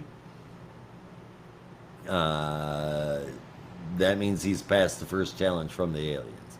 The next challenge is of intellect. Meanwhile, Lois and Jimmy transport to the alien ship, or more specifically the sports bar inside of it, where they will be executed if they leave and do what they do and be reporters.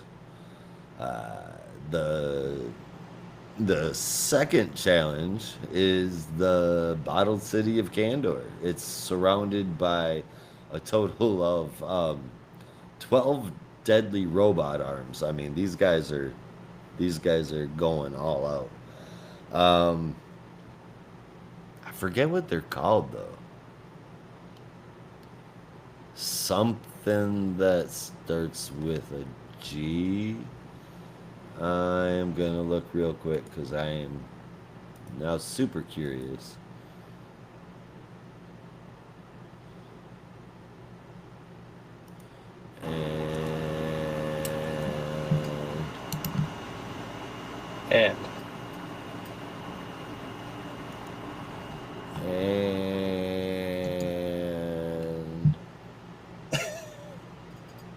And I don't see it real quick, so I'm not sure. But anyway, they're kind of dicks. What aren't you sure about? The race of the aliens.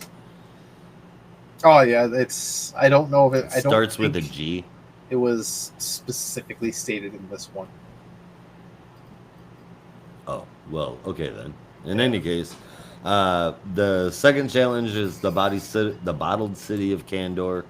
It's surrounded by 12 deadly robot arms, each with a supercomputer of its own, all armed with various weapons, including the traditional gigantic buzzsaw. These arms are then guarded by battle androids with red sun energy batons. Superman must figure out how to save Kandor. But it's not just Kandor. He has to save Kandor in order to save where their cannons are pointed at 2 Earth cities as well, with a total of not 30,000 people like would be in Kandor, but a total of 15 million people are now in danger. Once he starts, he'll have 3 seconds to complete the challenge. Well, using his cape, he blows by the whole challenge basically with super speed and destroys everything to win the second challenge. and save all those people too. Superman is being cheered for, more to the chagrin of Lord Grunar, head alien in charge. See, there's people betting on whether or not he can do these challenges. Superman is pretty beat up though, and in the last panel we find out what the third challenge is, and that looks to be fighting a Daxamite. Yeah. You know, I like the art, I like the design throughout. I kind of just enjoyed the whole thing. It's unimportant, it's unconnected, but it is so enjoyable. I will give this a very deserving 8.5 out of 10. Did you talk about the backup? No, I did not.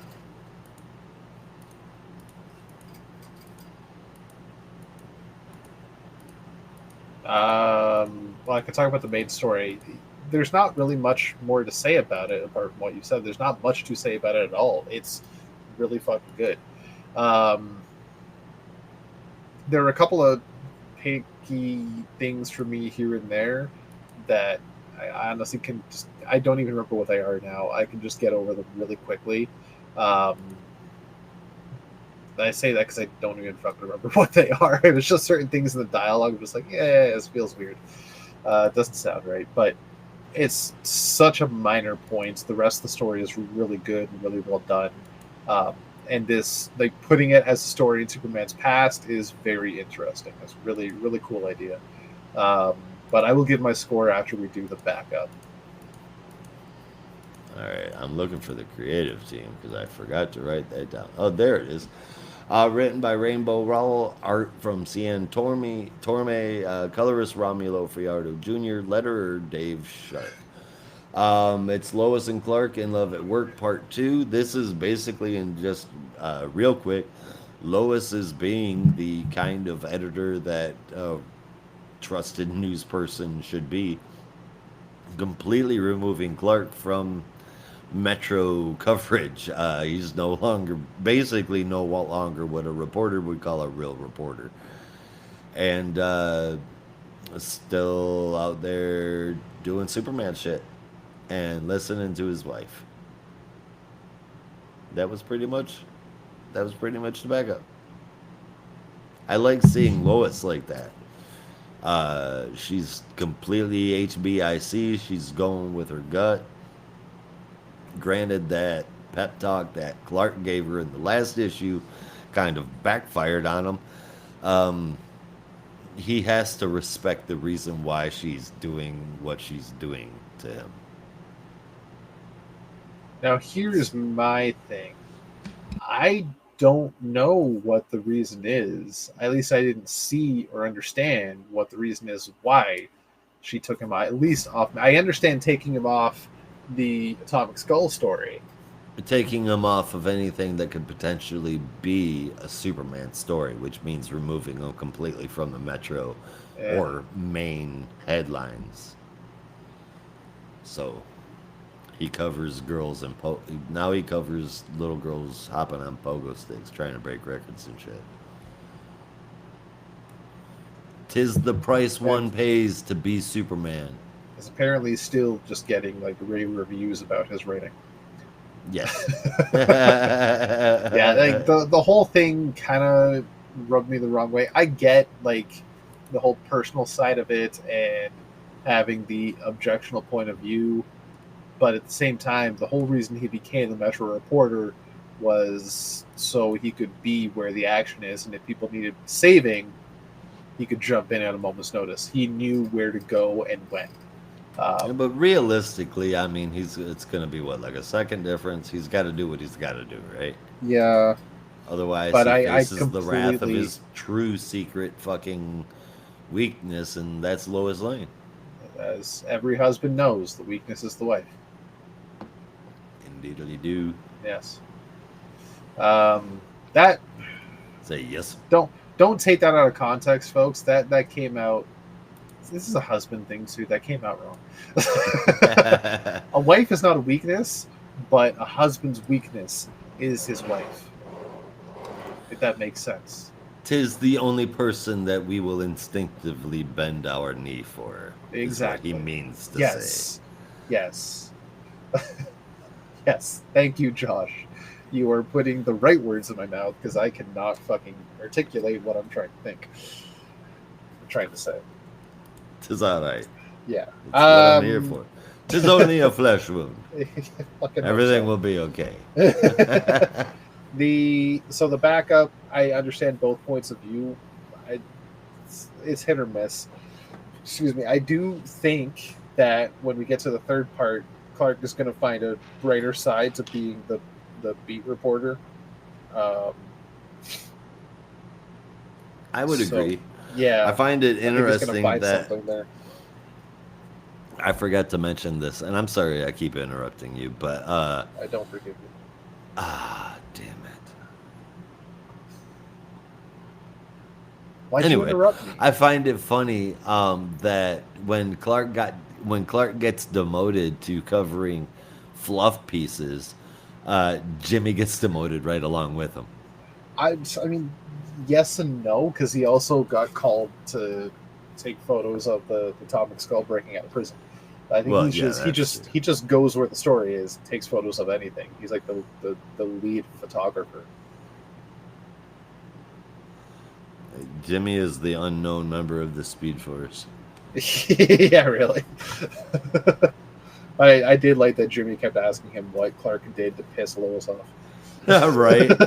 Ending it with, did you accidentally call her Lana? That was great. That was really good. I'll give this issue a 9, a nice round 9. I'm not going to argue with you. It's really good. The main story is really good. The backup is quite good. I'm very curious to see how it's going to end. It'll be interesting. Yep. And with that, we're going to shine a light on our last issue for the week. We are. Green Lantern number 13. Green Lantern. 14. Green Lantern number 614. No, you're doing it wrong. Yes, Green Lantern number 14. This is written by Jeremy Adams with pencils from Fernando Pazarin, inks from Claire Alberts, colors from Romulo Fajardo Jr., and letters from Dave Sharp, with a really cool cover in front of you from Ariel Colon. And cool cover it is. Hell yeah. Honestly, looks like he's flying the Batwing. Yeah, of a sort, yes. Yeah. Which is interesting. Green I wonder if he will. Yeah. Would that have been a goal of his? Actually, that is the Batwing, because right underneath the Green Lantern symbol, that's the Bat symbol. I just caught that. Oh my. So every Green Lantern's goal is to steal something from Batman. Excuse me while I channel my inner George Takei, apparently. Yeah, that just came out of nowhere, didn't it? Sure, I guess so. Oh my. All right, so picking up pretty much exactly where we left off last issue. Hal has eyes on his ring, and it is kept in a box by some guards on Gamora Island. He, using his new toys, his new weapons that he has gathered from a storage locker on Gamora Island in the compound, various weapons from various enemies, starting off with, I want to say this is from the Trickster. The top? The top. I keep wanting to say it's from the top. Toyman. It's Toyman. Oh, okay. Yep. Oh yeah, he does say Toyman. I keep confusing. I keep thinking it's from the Trickster, but it is Toyman. Yeah, an exploding spinning top, or at least it's a light grenade of some kind. Blinds the guys and knocks them out. Flashbang. He gets his ring back, and as he goes to put it on and turn a corner, he runs into a whole bunch of other guards. Very Han Solo-like. Right, yeah. Yeah. Yeah. Meanwhile, Alan Scott is in a cell with Jadestone is the new name of the Green Lantern style Amazo. Can I just say something? Yes, you can interrupt me again. Sorry. Go for it. Isn't it weird that Alan Scott named the Amazo after his kids? A little. I read that and I call him Jadestone. Jadestone? Like Jade and Obsidian? What? That's weird. Yeah. I mean, he might also feel a kinship with this Amazo because this Amazo is learning from Alan. So he's also teaching and learning from this Amazo as well. So maybe So technically it could be it's like a kid to him. Right? Fair enough. Fair enough. So that maybe makes sense. Yeah. That tracks. It still doesn't take away the funny moment, but it doesn't. Yeah. And not only are they together in the cell, but they're playing chess, and rather friendly game at that. But then an alarm goes off, and Jadestone has to go off and figure out what's going on. There's an intruder in loading bay 4, he says, so we've got to go take care of that. Excuse me. However, it's a rather pleasant goodbye, and he will return. So that's it for Alan for now. He's just happy in jail. Hal, however, is running for his life from bullets, and finds the closest weapons he can find, and it is none other than Condiment King's guns. So he makes the best of it. As he says, the Jordan luck strikes again. Mr. Jeremy Adams, did you, by any chance, take that from Spider-Man? Because sounds a lot like it. But yeah, he's not got great luck either. Josh, where'd you go? It'll let me know. God. Yeah, he gets Condiment King's guns and starts squirting ketchup and mustard all over the guys, even getting spicy mustard in one of their eyes. Wow, that's filthy. It was funny. But then his he gets tackled down, finds Blue Devil's trident, hands it to somebody, then activates it, rocketing the guy away. Gets some javelins, but then he's found by Jadestone. Javelins. Is almost basically captured right away. At least he's stopped by Jadestone from attacking, and Jadestone tells him, by order of Amanda Waller, you're under arrest. We then cut to Carol Ferris, who's with the JSA in the Tower of Fate, just coming to terms with the fact that she's with all these legendary heroes in hiding. And they all agree that they need to run a little bit of recon and try to find anybody else they can and bring them here. And they figure we about to lose. Exactly. They can't go out there at all because they will be spotted on the spot. But there is one person who is an unknown and someone with power that nobody knows has that power. And then they look at Carol Ferris, so she's going out into the world to find other heroes. Grand Premier Theros, or Lord Premier Theros on Oa, is just talking up his achievements, while the rest of his council, even though they are all his kinship, seem to not necessarily agree with what he's got planned and what's going on next. That what he seemingly is in for is not what they are all there for. So potentially, they want to bring order. He wants to rule with an iron fist. Exactly. So there's potentially mutiny going to happen there. Back to Hal Jordan. He's still trying to get away from Jadestone, but it's just straight up not working until he finds a wand. He uses it and figures it might belong to none other than Abracadabra. And as he says Abracadabra, he gets the drop on Jadestone, and he gets teleported far, far away, along with a lot of the crates that were around him, leaving basically a giant hole in the ground. And this drops him straight to Themyscira at the Superhero Resistance HQ, where he finds Superman, Batman, and Wonder Woman, along with all of the weapons and supplies that he took with him. So he landed in the perfect spot unknowingly. Now in Hub City, Carol has been teleported to the city, and she's just got to blend in and find heroes. Meanwhile, her once fiance, who I fucking don't remember his name now, but he is going to be called Sorrow, or Grey Lantern, is ready to find her. Let's just say his secret identity is Chad. Chad. That might actually be his name. I don't fucking remember his name. I think it starts with a CH. It could be. Chad is close enough. Yeah. But yeah, now he's flying out into the sky and he's going to find Carol. So her undercover side is going to fall apart really quickly. Brief backup called The Shadow Lanterns. This is written by Mark Guggenheim with art from Derek Robertson, colors from Diego Rodriguez, and letters from Dave Sharp. Call him what you want to call him. I don't know. He's not. This one's not so bad, so I won't call him Uncle Guggy. It's only Uncle Guggy when the story sucks. Oh, okay. Yeah. My bad. All right. Okay.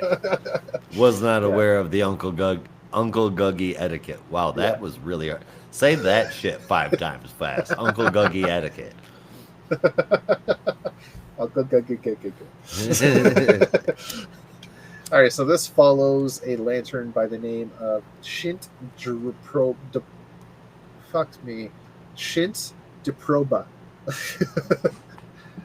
If you're gonna put an apostrophe between 2 letters, make sure those 2 letters can go together. That'd be fucking great. But he's an alien nonetheless. He is from the Green Lantern Corps under the control of the United Planets, so he is a recent Lantern. And he was brought into the Corps, as many of them were, kind of unexpectedly, as he monologues. The ring seeks out someone noble, someone brave, someone worthy, but he's none of those things. Yet, after he discovers the truth about that Lord Premier Theros is really just looking for cannon fodder, he does his best to prove himself worthy of the ring, and at the same time maybe prove to his other lanterns that this is not what they think it is. But nobody believes him, and everyone else is being brainwashed by what Theros wants. So, to prove himself, he and another bunch of lanterns are going on a rescue mission to save a ship and take down a pirate ship. But he, in the end, to prove his worth as a lantern, sacrifices himself to stop the ship, saving his comrades and the people it was attacking, blowing up the pirate ship and himself in the process, as his ring then goes off to find someone worthy. It was a nice little story, nice little one-off, and these are exactly the kind of stories you would need in a Green Lantern backup. Is let's explore these little one-off tales. The Green Lantern Corps, like that's right. They older Green Lantern stories from the 90s and before were full of, maybe not so much in the 60s and 70s, but otherwise 80s and 90s were full of stories about other lanterns of different species. It expanded the universe.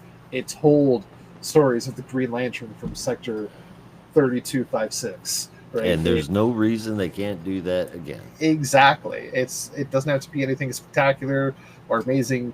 Just a quick little 10-page thing and talk about other alien races. Because that's what Green Lantern is. It's fucking massive. And that's what I like. I see people complain online all the time about how there's too many Earth Lanterns. I don't think that would be much of a problem if they explored maybe some of the alien lanterns too. So you give us more of these, people won't complain about the Earth Lantern so much. That's what I think. Don't forget to tell them that Earth is a core planet, so it's kind of important. It needs to be there. Yes, thank you, Jeremy Adams, for giving reason to the rhyme. Right, so the back was quite nice. It was an interesting little tale about a lantern that just tried to do his best. Godspeed. The main story was very entertaining, very interesting. all the characters involved, except for Theros, had funny little moments. Theros just, again, showing out how much of a prick he is. Carol had some funny moments. Alan had some funny moments. Hal had some funny moments, but they all had adventure at the same time. So it's all to love. And I also love that Alan Scott is a part of it. It's called Green Lantern, but Hal is not the only Green Lantern in the book as a focus. Right. Right? That's what I've been asking for, and that's what I love. It may have been about Hal for the most part, but now Alan is here too, and it looks like he's going to be sticking around for a bit. He's part of the story. There's no reason for him not to. Exactly. Just because it's called Green Lantern does not mean it needs to focus on one Green Lantern. Yep. So again, thank you, Jeremy Adams, for running with that. It's a fucking wonderful idea. Yeah,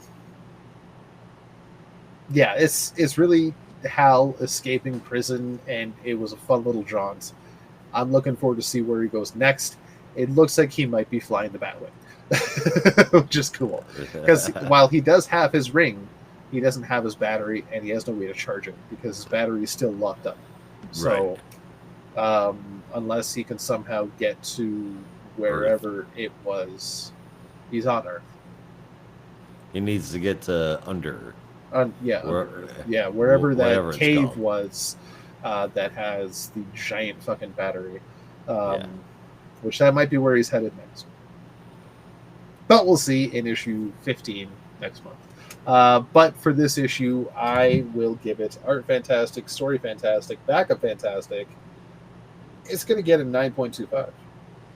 Yeah, hell yeah. Main story, there's not a lot more I can say about all of it. The main story, the art is great. Phantom Lantern dude looks at the end there, he looks messed up. That those gray tears coming down his face are creepy as hell, but I am digging it. Story is great again, and I continue to really like it. It's pretty awesome. I gave the main story an 8.5. Second, the backup story got the exact same thing. Cool little story, shows that some of the Green Lanterns that went in UP still at their core were real Green Lanterns, and I am down with that. And the art, which was also pretty enjoyable there too. 8.5 for both of them, 8.5 for the whole issue.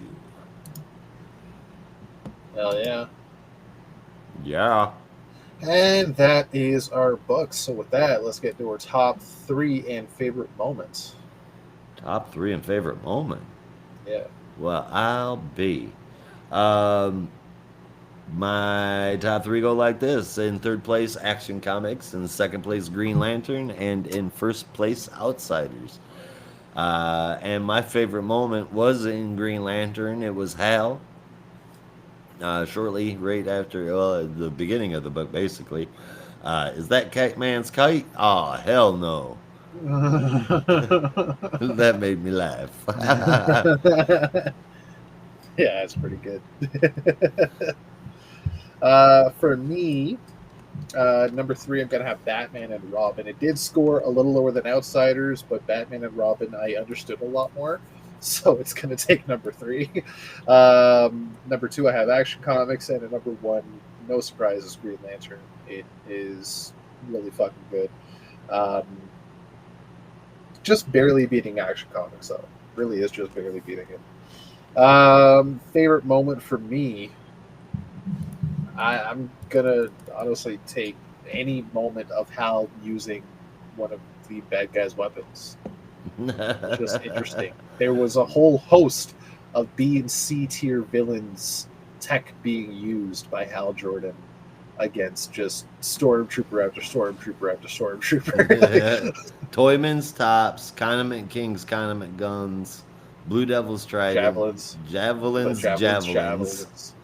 The Key's key gun. Yeah. And Abracadabra's magic wand. Abracadabra's wand. What? Yeah. What I feel like a there was one more fucking menagerie of... I thought she was putting together an arsenal.